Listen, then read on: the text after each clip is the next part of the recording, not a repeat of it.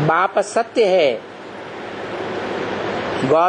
God is truth कहा जाता है।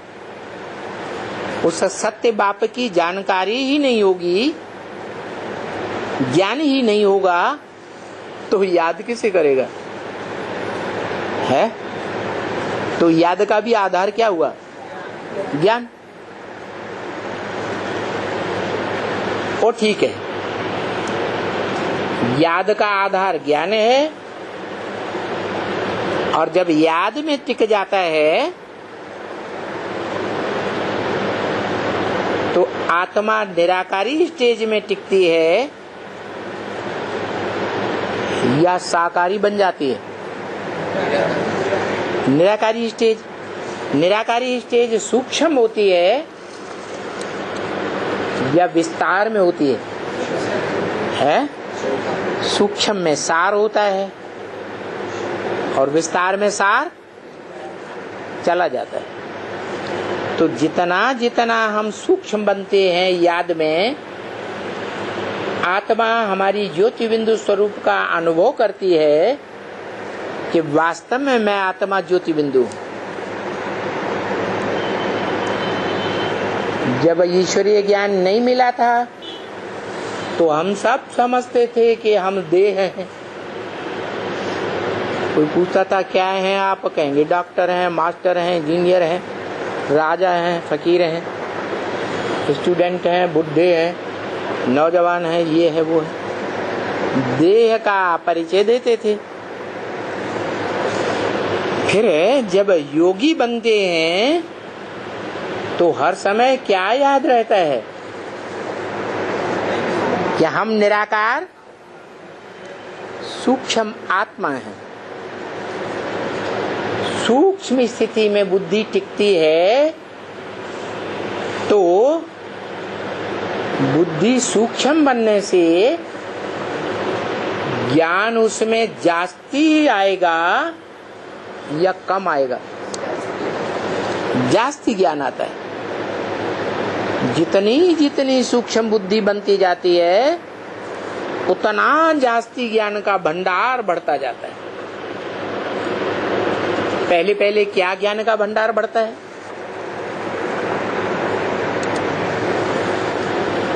जैसे आम का बीज या नीम का बीज हमारे सामने आया,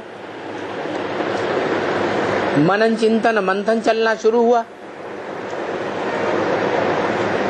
तो पूरा वृक्ष दिमाग में आ जाता है ना।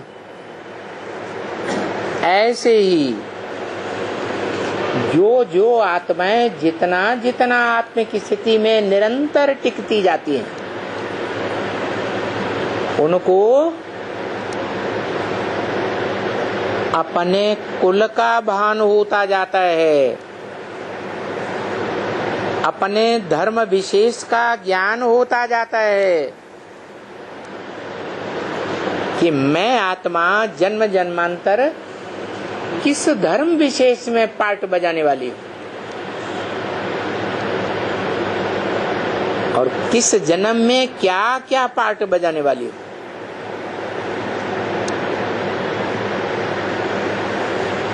तब कहते हैं कि आत्मा पार्टधारी है।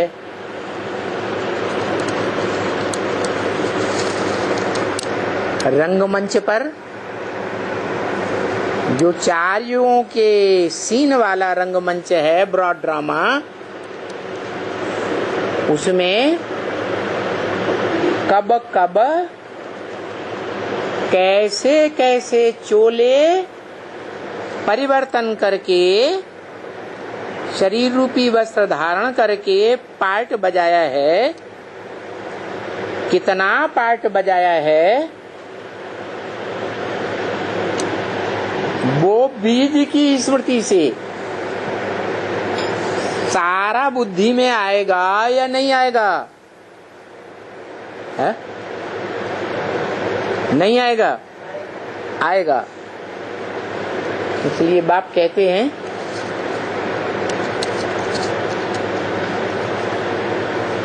कि हम आत्मा एक्टर हैं।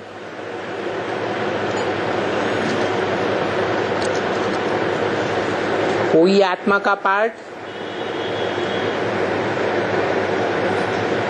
मुख्य एक्टर का है,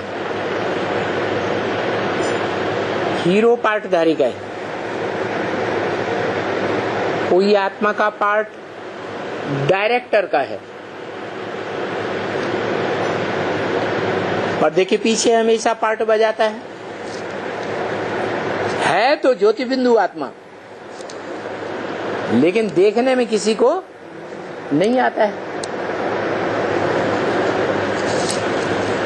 तो कोई साधारण एक्टर, कोई मुख्य एक्टर्स जो दुनिया में बताए जाते हैं, जैसे धर्म पिता हैं, ग्रेट फादर्स कहे जाते हैं, इब्राहिम, बुद्ध, क्राइस्ट। तो वो जो भी एक्टर्स हैं अपने पार्ट को ही अगर भूले हुए हैं कि रंगमंच पर हमने क्या क्या पार्ट बजाया या क्या क्या पार्ट बजाना है, तो उन एक्टर्स को बेवकूफ एक्टर बताया शिव बाबा ने। और शिव बाबा अभी पढ़ाई पढ़ा रहा है। तो बेवकूफ एक्टर बनने की पढ़ाई पढ़ा रहा है या होशियार एक्टर बनने की पढ़ाई पढ़ा रहा है? हाँ जी। तो इस मनुष्य सृष्टि में शिव बाप आकर कहते हैं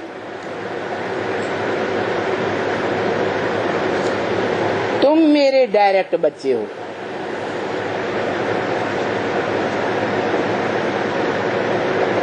क्या कहा? तुम किससे कहा जाता है? तुम मेरे सन्मुख बैठने वाले डायरेक्ट बच्चे हो। तुम, ये नहीं। मैं तुमको सुनाता हूं, ये बीच में सुन लेता है। कौन? ये बीच में सुन लेता है और इसके फॉलोअर्स भी। इनको सुनाता हूं, इनके फॉलोअर्स को। जब इनको ही नहीं सुनाता तो इनके फॉलोअर्स को भी मैं नहीं सुनाता। क्यों? इन्होंने और इनके फॉलोअर्स ने क्या गलती कर दी है? बाप को, हाँ, जो छोटे छोटे बच्चे होते हैं, बेसिक पढ़ाई पढ़ने वाले, केजी की पढ़ाई पढ़ते हैं, उनको माँ जब तक पूरा परिचय न दे तब तक बाप के बारे में उनको कोई जानकारी नहीं होती। तो इनको नहीं पढ़ाता। ये बच्चा बुद्धि बच्चे हैं और तुम मेरे सालिम बुद्धि सगीर बच्चे हो। इसलिए तुमको पढ़ाई में डायरेक्ट पढ़ाता हूं।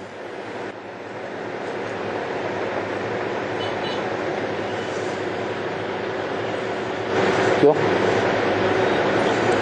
500-700 करोड़ मनुष्य आत्माएं नहीं है, बिंदु नहीं है। उनको क्यों नहीं पढ़ाता है?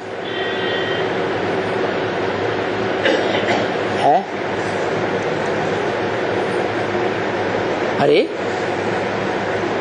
कोई कारण होगा या बिना कारण के? बिना कारण के उनको दंड मिल रहा है?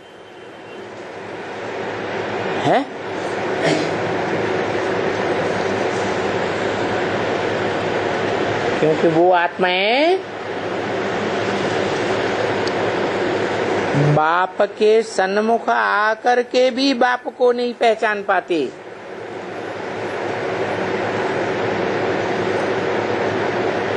बाप के साथ रहती हैं,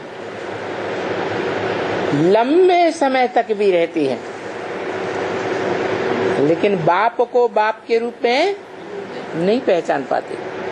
और तो बच्चे पहचान लेते हो। बल तुम बच्चे अंदर में समझते हो कि मुझ निर्गुण हारे में कोई गुण नहीं। तो बाप कहते हैं कोई गुण हो या न हो, हमें उन सारे गुणों से लेना देना नहीं। बड़े बड़े साधु संत महात्माओं में बड़े गुण होते हैं, बड़े शांत चित्त दिखाई देते हैं, बड़े पवित्र रहते हैं, परंतु मैं जब आता हूं हमारे देह अहंकार के वो मेरे को नहीं पहचान पाते। और तुम बच्चे मेरे को पहचानते हो, जान जाते हो, पहचान लेते हो। इसलिए तुम्हारी ये जो विशेषता है, बाप को पहचानने की विशेषता, ये बाप के लिए बहुत महत्व रखती है। जिन्होंने पहचाना ही नहीं, 80 साल हो गए, वो बाप को प्रत्यक्ष करेंगे? है? वो नहीं प्रत्यक्ष कर सकते। जिन्होंने पहचाना होगा वो ही बाप को प्रत्यक्ष कर सकते हैं। और पहचानने के बारे में शिव बाप ने ब्रह्मा मुख से ब्रह्म वाक्य बार बार बोले हैं कि तुम बच्चों को अगर किसी को समझाना है तो पहले पहले किसका परिचय दो? बाप का परिचय दो।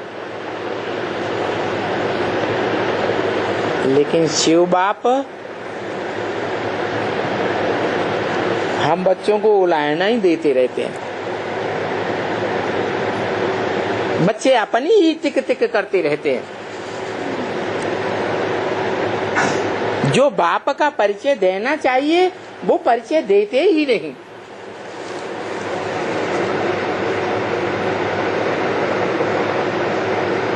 बत्तीस किरणों वाला शिवलिंग का चित्र भी प्रदर्शनी में सबसे सामने पहले पहले रख देते हैं। रखते हैं कि नहीं? बाप का परिचय देने के लिए। परंतु समझाते क्या है?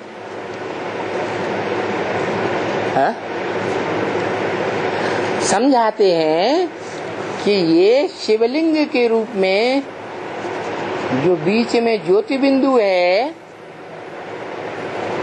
ये निराकार बाप है, आत्माओं का बाप। इसके ये 32 गुण हैं।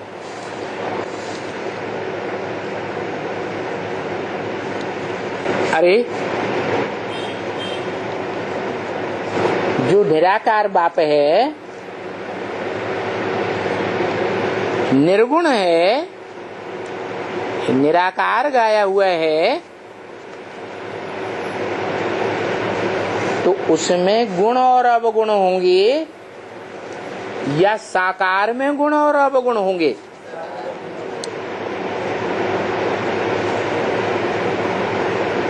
जो निराकार आत्माओं का बाप निराकार शिव है, उसमें गुण अवगुण होने की बात ही नहीं है, क्योंकि उसको अपना शरीर है ही नहीं।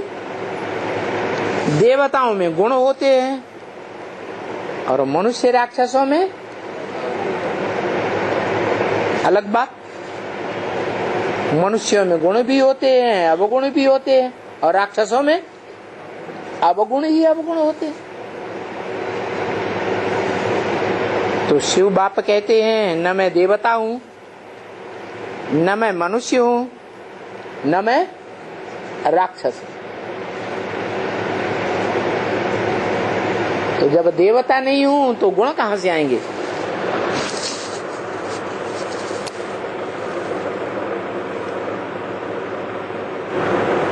मेरा शरीर ही नहीं है, न राक्षस का, न मनुष्य का, न देवता का।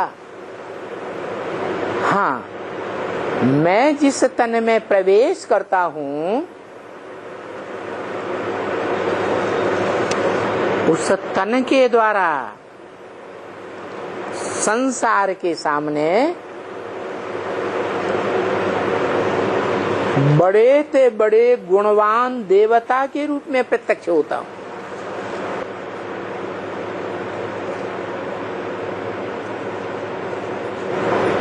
इसको कहते हैं देवदेव महादेव, ब्रह्मादेव, विष्णुदेव। लेकिन वो देव हैं, महादेव नहीं है। जो महादेव है वो ही बड़े से बड़ा देवता बनने से पहले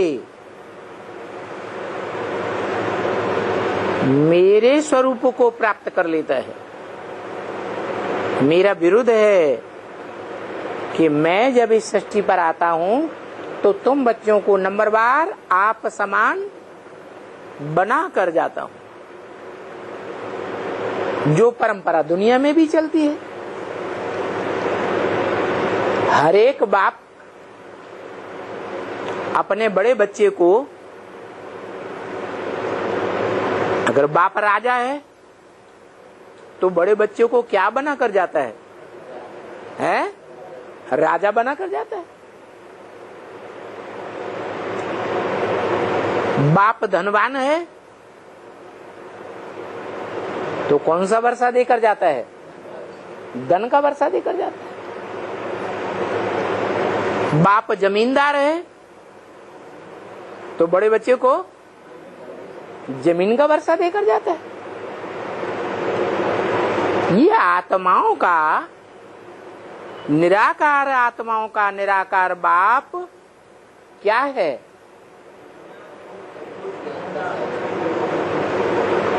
निराकारी ज्ञान का अखूट भंडार है। क्या? ऐसा अखूट भंडार है जिसमें से कोई सारा का सारा भंडार निकाल ले तो भी सारा ही बचता है।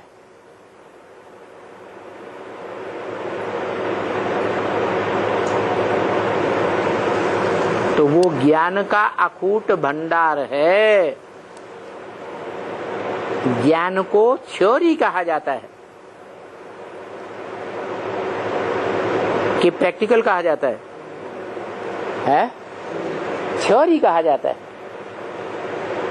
लेकिन दुनिया में भी ये मान्यता है कि थ्योरी में कोई पास हो जाए अच्छे से अच्छा, लेकिन प्रैक्टिकल में फेल हो जाए तो फेल माना जाता है या पास माना जाता है? फेल माना जाता है।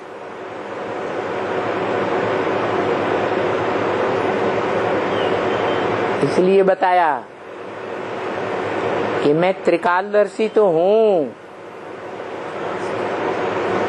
लेकिन मास्टर त्रिकालदर्शी नहीं। माना शरीर में रहते रहते तीनों काल का ज्ञान हो जाए। क्या? सारे संसार का ज्ञान हो जाए। जैसे आज कंप्यूटर में जो बटन दबाया, जो निकालना चाहा वो निकल आया। ऐसे आत्मा जो कुछ देखना चाहे वो एक ही जगह बैठे बैठे भूतल देखें शैल बन भूतल भूरि निधान। सारे ज्ञान की प्राप्ति कर सकें। ऐसा ज्ञान का भंडार अखूट मैं तुम बच्चों को दे कर जाता हूं। लेकिन लेने वाले बच्चे तुम कैसे हो? नंबरवार हो। जो अव्वल नंबर बच्चा है वो बाप समान बनता है। 500-700 करोड़ मनुष्य आत्माओं में आत्मा रूपी आत्मा भाई भाइयों के बीच में कोई बड़ा भाई है? 500-700 करोड़ मनुष्य आत्माओं के बीच में है? कोई है? कौन? मनुष्य सृष्टि का बाप, मनुष्य सृष्टि का बीज, जो गीता में भी झाड़ के रूप में दिखाया गया है। ये मनुष्य सृष्टि क्या है? बताया एक उल्टा लटका हुआ झाड़ है, मनुष्य सृष्टि रूपी वृक्ष है। तो वृक्ष में बीज भी होंगे, पूरे वृक्ष का एक बीज भी होगा, जड़ें भी होंगी, मुख्य तना भी होगा,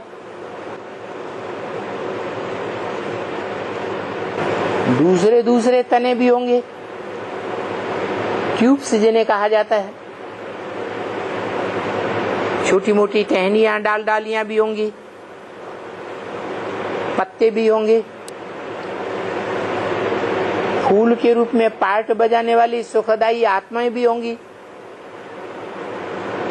फल के रूप में पार्ट बजाने वाली आत्माएं भी होंगी। और फलों के अंदर क्या होता है? बीज। वृक्ष होता है, वृक्ष जब परिपक्व हो जाता है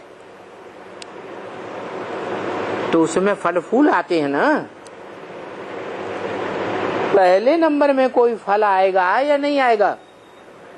है? तो जो किसान हैं वो लोग जानते हैं, बागवान लोग जानते हैं कि कौन सा बीज बोने से फसल अच्छी होती है। पौधा बड़ा सरसब्ज बनता है। तो कोई भी वृक्ष का पहला बीज बोया जाएगा तो वो फर्स्ट क्लास निकलता है। ऐसे ही मनुष्यों का जो परिवार रूपी वृक्ष है ना, बाप बीज है, उसमें से जो बड़ा बच्चा रूपी फल निकलता है वो ज्यादा पावरफुल होता है या कम पावरफुल होता है? और बाद में ढेर बच्चे भले पैदा होते रहे, लेकिन बाप या राजा हैं हिस्ट्री में, कौन से बच्चे को राजाई देते रहे? बड़े बच्चे को राजाई देते रहे। तो ऐसे ही इस सृष्टि रूपी वृक्ष में पहले फल में जो पहला बीज तैयार होता है, उस बीज की क्या खासियत? जो अव्वल नंबर की खासियत उस बीज में रहती है, बाकी जो बीज होंगे वो बाद में उस खासियत को प्राप्त करते हैं। क्या विशेषता है? हाँ वो तो है।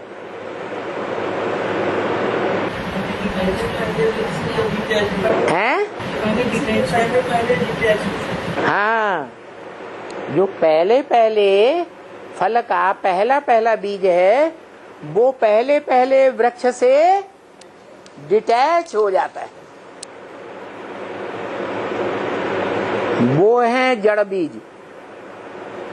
और ये है मनुष्य सृष्टि का चैतन्य बीज, मनुष्य सृष्टि का बाप,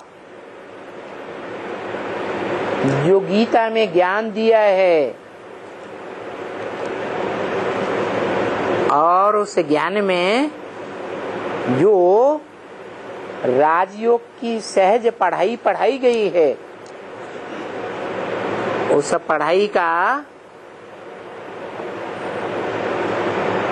जो परीक्षा है लास्ट,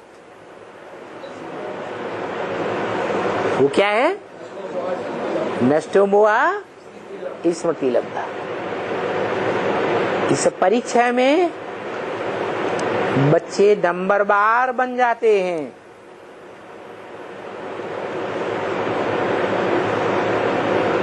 अपनी देह से नष्टो मोहा, देह की इंद्रियों से नष्टो मोहा।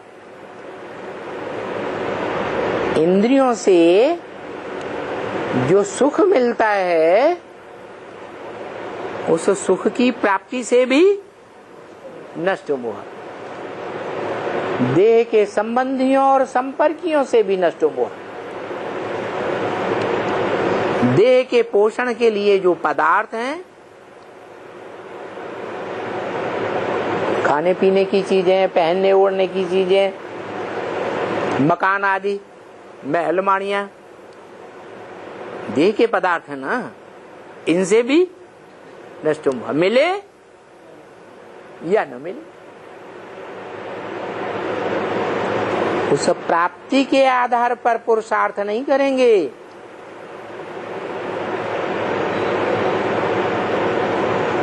कि देह के जरूरी पदार्थ मिलेंगे तो पुरुषार्थ करेंगे, नहीं मिलेंगे तो पुरुषार्थ नहीं करेंगे।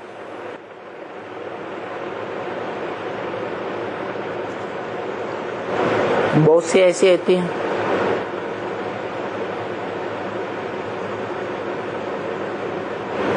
यज्ञ में खिचड़ी ही दी जाती है, देख करके ठंडे होकर भाग जाते हैं। इतने से हम नहीं चल पाएंगे। जैसे भक्ति मार्ग में कहते हैं क्या, भूखे भजन न होए गोपाला, ये ले वो अपनी कंठी माला।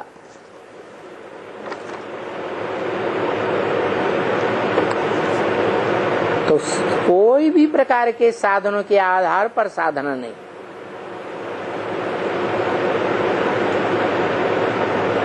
लेकिन शिव बाप क्या कहते हैं, गीता में भी लिखा है, जो मेरे सर्विसेबल बच्चे हैं उनके लिए गीता में भी बोला है, जो बाप का धंधा सो बच्चों का जीवन में वो ही धंधा। ऐसे बच्चों के लिए योगक्षेमं वहाम्यहम्। योग माने जो जरूरत की जीवन की वस्तुएं हैं वो मैं मुहैया कराता रहता हूं। कौन कराता है? शिव बाप। और जो वस्तुएं हैं मनुष्य जीवन के लिए जरूरी, उनकी सुरक्षा भी मैं करता हूं। तो और क्या चाहिए? पुरुषार्थ के लिए क्या चाहिए है? पेट के लिए 2 रोटी चाहिए तो गारंटी देता है कि भले आगे चल करके दुनिया में बड़े बड़े अकाल पड़ेंगे, दुकाल पड़ेंगे, जो बड़े बड़े लखपति करोड़पति हैं वो भले भूख मरे हैं, लेकिन मेरे बच्चे भूख नहीं मर सकते।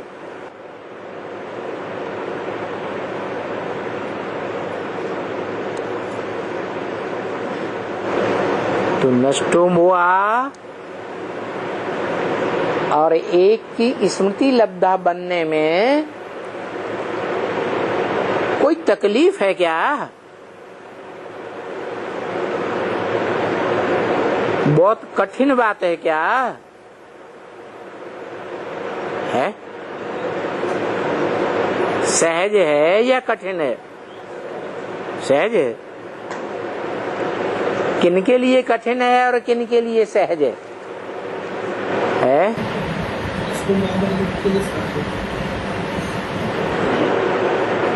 सहज उनके लिए है जो कहते हैं ईश्वर बाप को पहचानने के बाद सब कुछ तेरा, कुछ नहीं मेरा।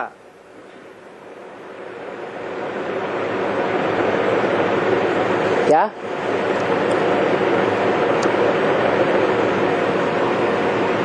जो कुछ है मेरे पास वो सब ईश्वरी यज्ञ में स्वाहा।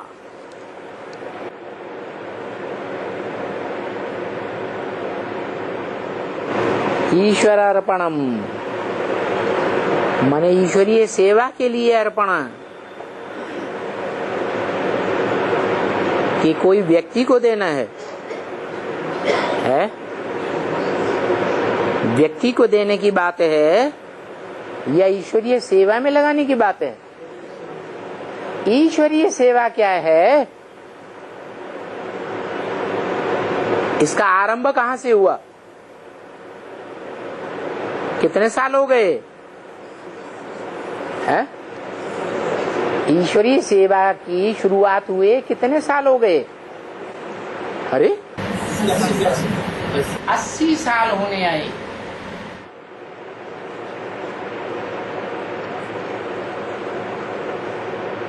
उस सेवा का नाम क्या रखा गया था?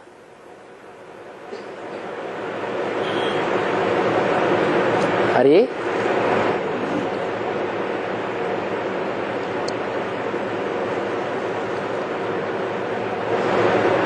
ईश्वर बाप जब आते हैं इस सृष्टि पर तो जो भी ईश्वरीय सेवा शुरू होती है उस सेवा का नाम क्या रखा गया?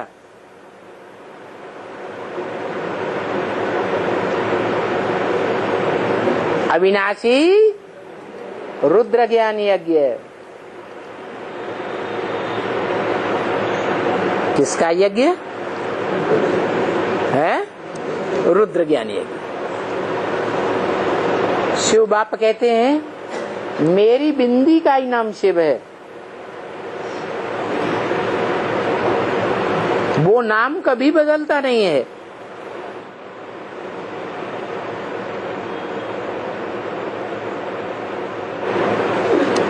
जब शरीर में आते हैं तो जैसा काम वैसा नाम पड़ता है।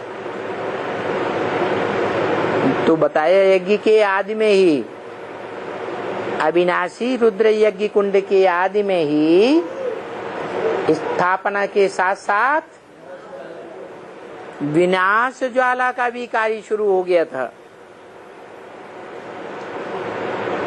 तो कोई निमित्त बने होंगे है? जो निमित्त बनती हैं आत्माएं, जो स्थापना का निमित्त बनता है वो ब्रह्मा कहा जाता है।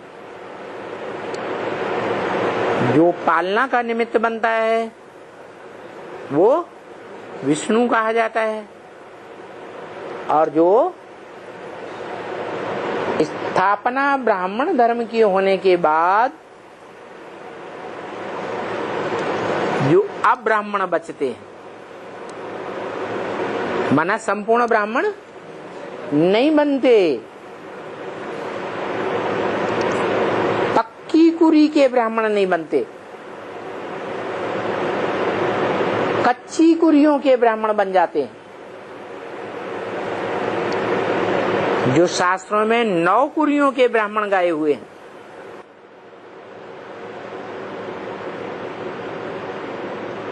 तो अव्वल नंबर कुरी के ब्राह्मणों को छोड़ करके बाकी सब अधूरे या संपूर्ण है? अधूरे हैं। जो भी अधूरे ब्राह्मण हैं उनको नई सृष्टि में, नई दुनिया में स्थान मिलना चाहिए है?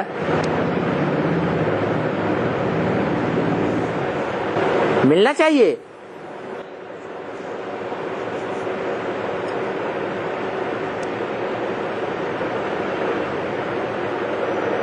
जैसे कोई टोकरी में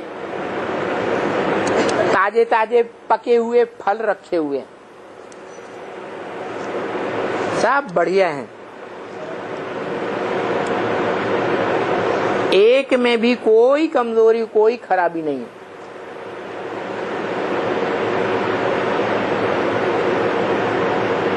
बाहर से ले जाकर एक सड़ा फल जो सड़ना शुरू हो गया हो उस टोकरी के बीच में रख दो,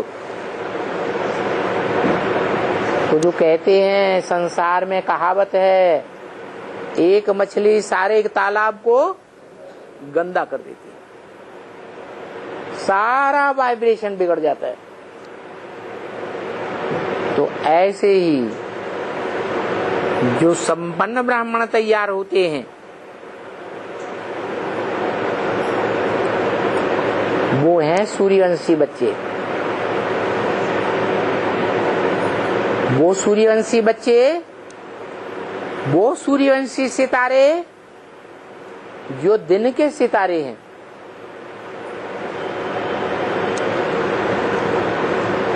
अपने ज्ञान प्रकाश को बाप के प्रकाश में मर्ज करके रखते हैं। जो कुछ दूसरों को ज्ञान सुनाएंगे उस ज्ञान के प्रकाश को अपना साबित नहीं करेंगे। क्या कहेंगे? है भगवान बाप का ज्ञान है, भगवान बाप सुनाते हैं, ये मेरा ज्ञान नहीं है। और रात के सितारे क्या करेंगे?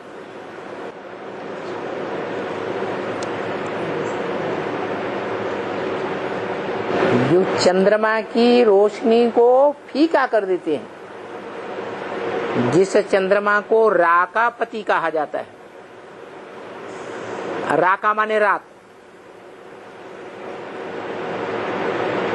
रात का स्वामी कौन? चंद्रमा। उसके प्रभाव को कम कर देते हैं और संसार में अपने प्रभाव को पुरस्कार कर देते हैं। ब्राह्मणों की दुनिया में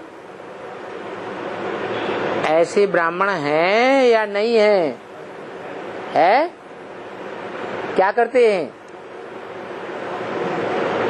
कहते हैं हम ब्रह्मा कुमार हैं, ज्ञान चंद्रमा ब्रह्मा की औलाद हैं, लेकिन वो ही ज्ञान चंद्रमा ब्रह्मा की सूल गुलजार दादी में आकर जब बोलती है कि दिल्ली में राजधानी स्थापन हो रही है, बाप दादा दिल्ली में राजधानी स्थापन कर रहे हैं, तो बच्चे उनका मुंह बंद कर देते हैं।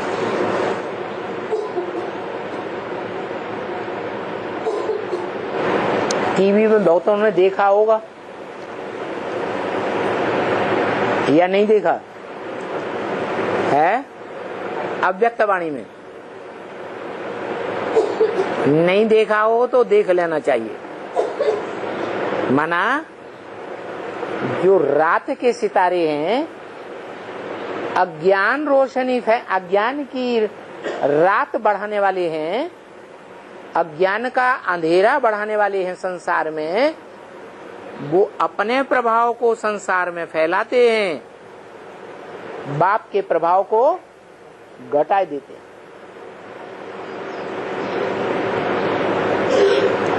और जो ज्ञान सूर्य के बच्चे हैं वो बाप के प्रभाव को बढ़ाते हैं, अपने प्रभाव को बढ़ाने की चिंता नहीं करते। जो बाप कहते हैं कि फादर सोज सन्स और सन सोज फादर, बच्चे वो हैं जो बाप को प्रत्यक्ष करें और बाप बच्चों को प्रत्यक्ष करता है। तो देखो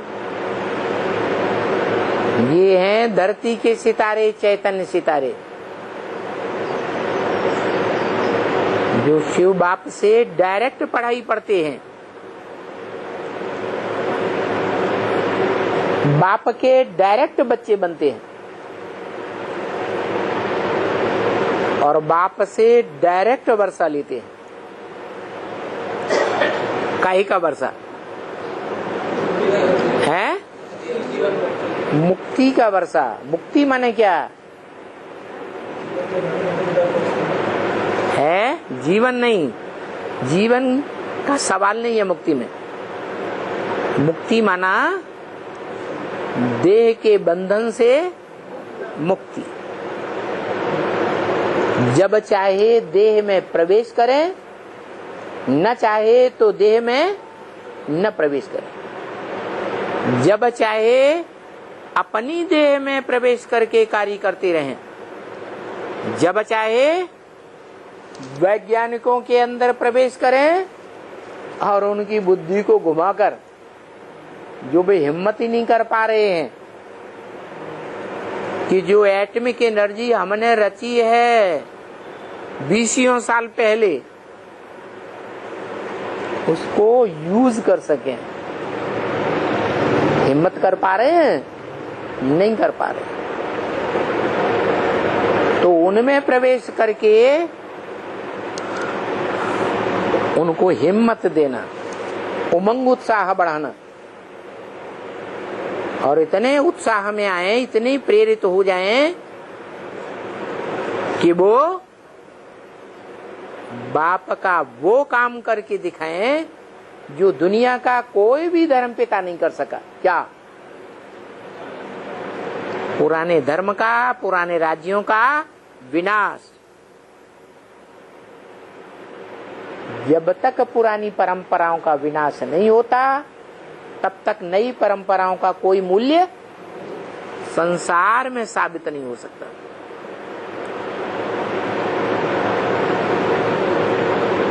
इसलिए भारत में आज भी परंपरा चल रही है खास। दुनिया में भी आम परंपरा है, लेकिन भारत में खास है। फर्म का नाम डालेंगे, दुकान का नाम डालेंगे तो बाप का नाम पहले और बाद में एंड सन्स कंपनी। बच्चों का नाम नहीं डालते। किसका नाम डालते हैं? बाप का नाम रोशन करते हैं। और ज्ञान चंद्रमा ब्रह्मा, जो चंद्रमा रा का पति कहा जाता है, रात का स्वामी, उसके बच्चे क्या करते हैं? ब्रह्मा का नाम बाला करते हैं संसार में, या ब्रह्मा की दाढ़ी की लाज खलास कर देते हैं। संसार में ब्रह्मा के मंदिर बनते हैं यादगार, या नहीं बनते हैं? नहीं बनते, क्योंकि ब्रह्मा के बच्चों ने ही ब्रह्मा की दाढ़ी की लाज नहीं रखी। संसार के सामने ऐसे ऐसे कर्म किए।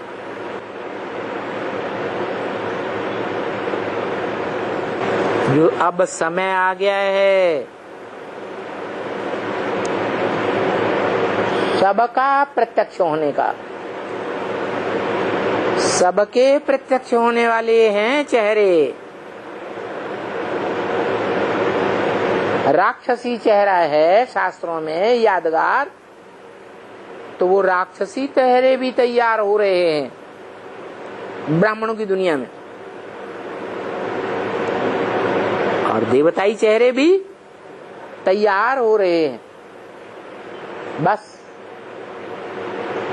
अब प्रत्यक्षता होने वाली है। पर्दा उठने वाला है, तमाशा होने वाला है, कोई हंसने वाला है, कोई रोने वाला है।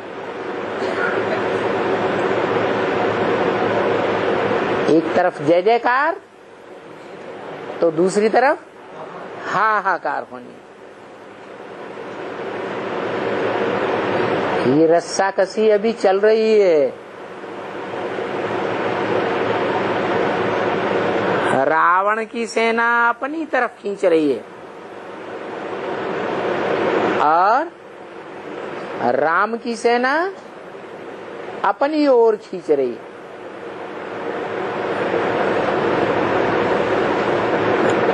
अब ये हर आत्मा के स्वतंत्र होकर के सोच समझ के कर्म करने की बात है कि हम क्या करें,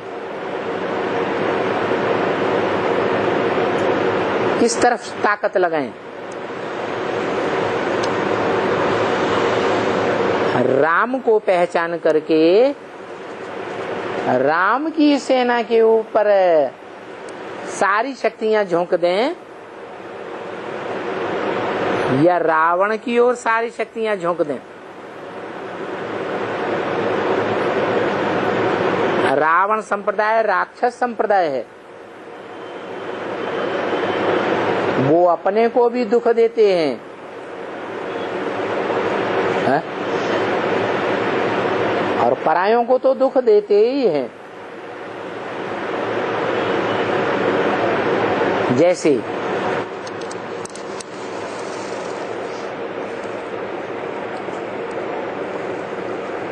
भारतवर्ष में भगवान के मुख्य कितने अवतार माने जाते हैं? 10 अवतार। 10 अवतारों में एक अवतार मनुष्य रूप में बुद्ध का भी है।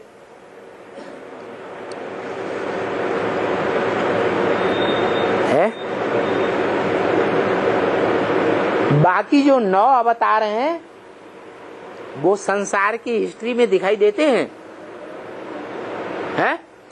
नहीं दिखाई देते। और जो बुद्ध अवतार है वो हिस्ट्री की बात है, यह हिस्ट्री के बाहर है? हिस्ट्री के अंदर की बात है, प्रैक्टिकल में है, हुआ है हिस्ट्री में, और उसके फॉलोअर से भी देखे जा रहे हैं।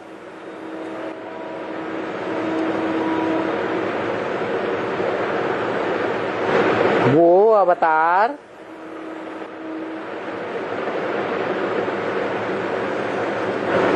मानवीय अवतार है, आसुरी अवतार है, या दैवी अवतार है? मानवीय माना उसका विशेष नारा क्या है? अहिंसा परमो धर्म। विदेशियों ने आक्रमण किया भारत में,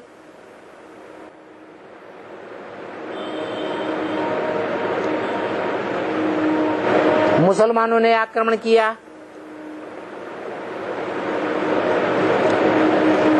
तो हाथ उठा दिए ऊपर, हम युद्ध नहीं करेंगे। क्योंकि क्या दलील दी? अहिंसा परमो धर्म। अहिंसा ही परम धर्म है, इसलिए हम युद्ध नहीं करेंगे। और गीता क्या उपदेश देती है?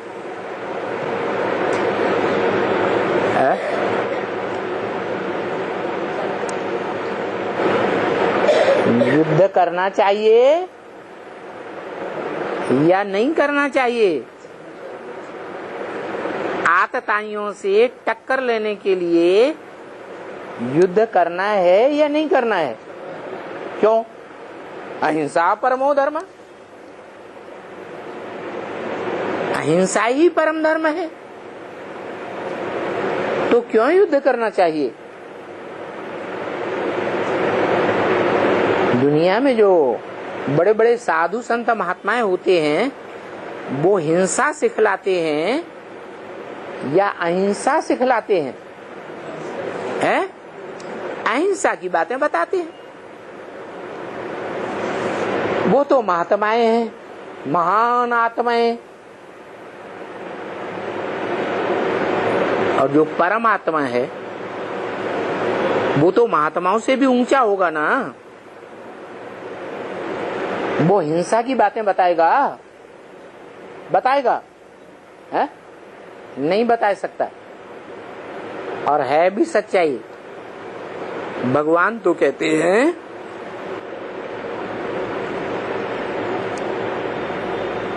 कि किसी को दुख नहीं देना है, सुख देना है और सुख लेना है।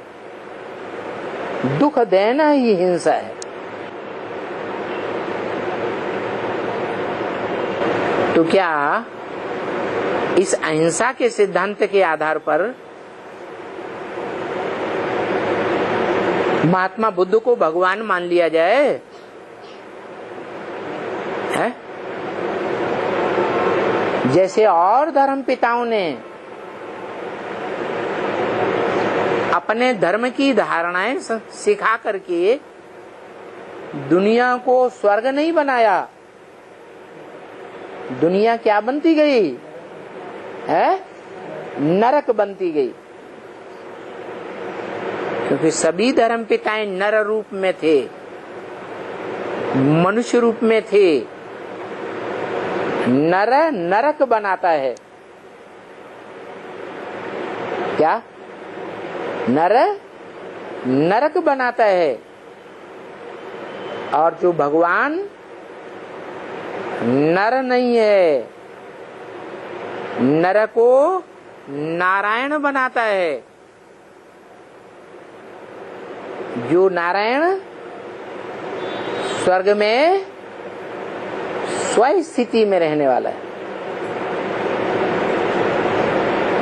स्वधर्म, स्व माने आत्मा, आत्मा की स्मृति में रहने वाला है। निरंतर या विस्मृति हो जाती है? आत्मा की स्मृति में रहने वाला है। तो भगवान तो मनुष्य को देवता बनाता है, नर को नारायण जैसा बनाता है। अब महात्मा बुद्ध ने तो क्या किया? अपने फॉलोअर्स को, जो सभी मनुष्य देख रहे हैं, आते हैं, देवता बनाया। इस दुनिया को स्वर्ग बनाया है। क्या देखने में आता है? स्वर्ग बनाया, जिस स्वर्ग में प्रकृति स्वयं ही सब कुछ मुहैया कराती है देवताओं को। देवताओं को कुछ भी आयास मेहनत करने की दरकार होती ही नहीं। और बुद्ध धर्म के फॉलोअर्स आज भीख मांग रहे हैं कि उनकी राजाई देखी जा रही है? क्या कर रहे हैं? भीख मांगते हैं, भले संसार को गुमराह करते हैं कि हम दुनिया का ऊंचे से ऊंचा नियम पालन करने वाले हैं, अहिंसा परमो धर्म। लेकिन जब उन्होंने मुसलमानों के आक्रमण के समय हाथ उठा दिए, आक्रमण नहीं किया, आक्रमणकारियों ने उन्हें छोड़ दिया। जो आक्रांताएं आए भारत में, वो तो यही चाहते थे, झुक जाओ। नहीं झुकते हो तो मारकाट कर देंगे। तो उन्होंने तो हाथ उठाई दिए। जब हाथ उठाई दिए तो जो बौद्धियों के बीवी बाल बच्चे थे, उनके अधीन थे, उनके परिवार के भांति थे, उनको आक्रांताओं ने, विदेशियों ने अधीन करके दास दासी बना लिया या राजाई का पद दे दिया है? दास दासी बना लिया। तो जो अपनी रचना की ही सुरक्षा नहीं कर सकता है,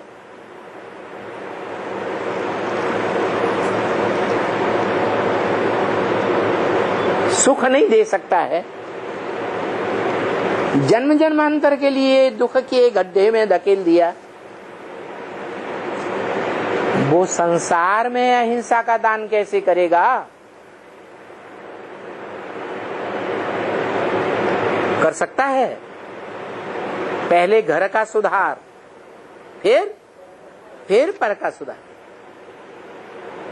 अपनी रचना कोई नहीं संभाल सके, अपनी रचना कोई सुरक्षा नहीं दे सके, तो वो संसार की क्या सुरक्षा करेंगे?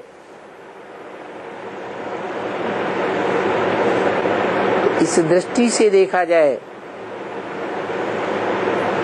तो अहिंसा परमो धर्म बौद्धियों का जो नारा है वो ईश्वर के नारे से, ईश्वर के गीता ज्ञान से विपरीत है या अनुकूल है?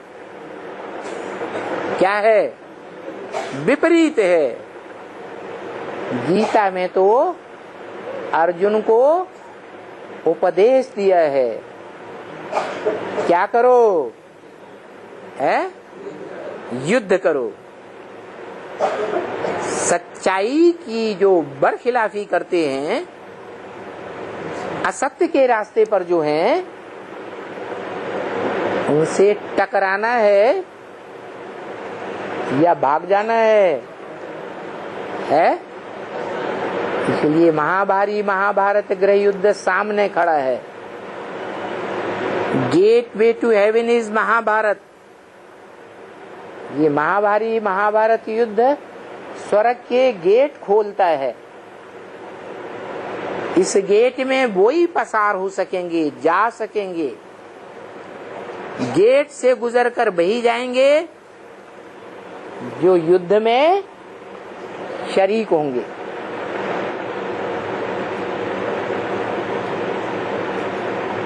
युद्ध में शरीक नहीं होंगे, भगोड़े बनेंगे,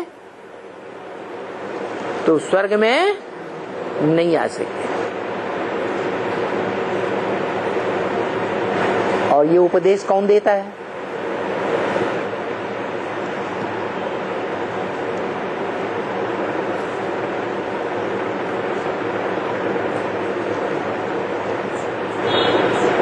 कौन है सेना नायक? है? इस रूहानी मिलिट्री का मार्शल कौन है? शंकर को बताया मार्शल।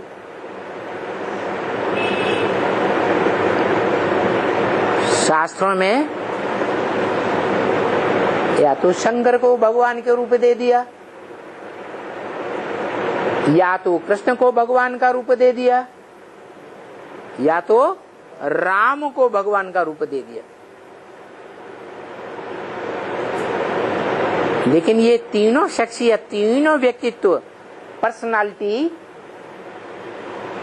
वास्तव में एक पर्सनालिटी है या अलग अलग पर्सनालिटी हैं? है? एक ही पर्सनालिटी के अलग अलग नाम, अलग अलग प्रकार से कथा कहानियां लिख दी हैं। है एक ही प्रैक्टिकल में पार्ट बजाने वाले भगवान बाप की बात।